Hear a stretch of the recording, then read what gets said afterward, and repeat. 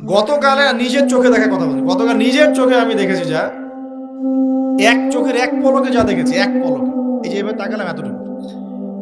আমরা আসছিলাম ওই যে পূর্বাচল দিয়ে, মাহফিলে যাব আমরা, চাঁদপুর যাব ওদিক দিয়ে বের হয়ে।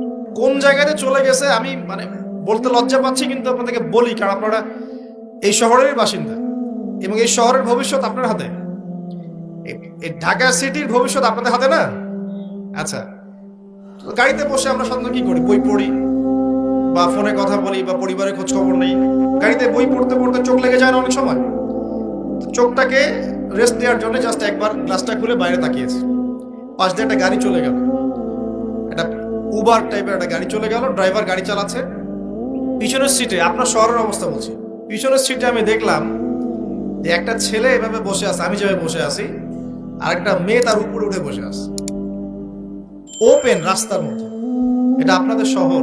আমি যে বলি যে কিয়ামতের যত সায়েন্স গুলো আছে, নিদর্শনগুলো, সেগুলো মোটামুটি প্রকাশ পেয়ে গেছে সব শহরগুলোতে, আপনারা তো বিশ্বাস করতে চান না।